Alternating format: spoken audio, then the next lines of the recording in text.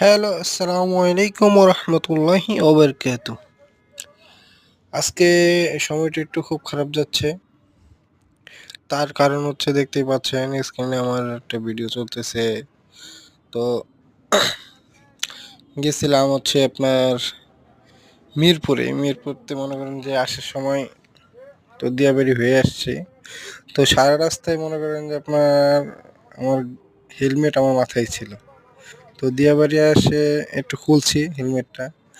তো খোলার পরেই মনে করেন যে আপনার দিয়াবাড়ির মোড়ে আটকে ফেলেছে। তো তার কারণে ছোট্ট করে একটা পানিশমেন্ট দিছে যে ১,০০০ টাকা জরিমানা। যাই হোক, সমস্যা নেই, কি করার, যে দোষ।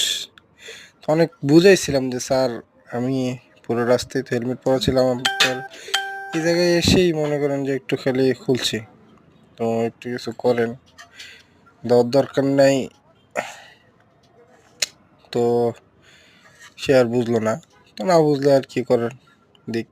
একটা ছোটোখাটো মামলা দিছে ১,০০০ টাকার। কিন্তু অনেক কষ্ট লাগছে যে পুরো রাস্তাটায় আইলাম হেলমেট পরে, তো এই জায়গায় আর খুলছি কেন।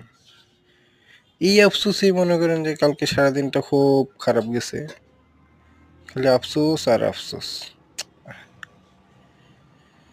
যাক, সময়টা যখন খারাপ যায় তো তখন আর কি করার, কিছু করার থাকে না। তার জন্যই কিছু করতে পারি নাই। আল্লাহ রহমত করুক, এটা একটা শিক্ষা যে আপনার কখনোই যেন আর হেলমেট ছাড়া যেন গাড়ি না চালাই। হেলমেট হচ্ছে মাথায় রাখাই লাগবে।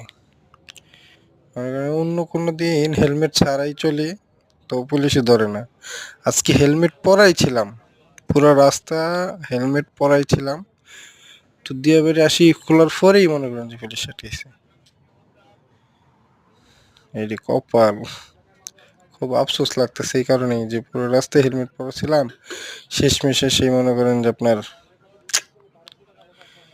জরিমানা খেলাম। যাক, এটা একটা শিক্ষা, তো শিক্ষা থেকে বালা।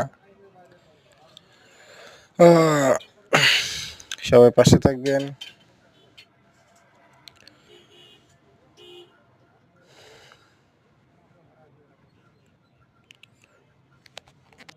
ভিডিওটা দেখার জন্য সবাইকে অসংখ্য অসংখ্য ধন্যবাদ।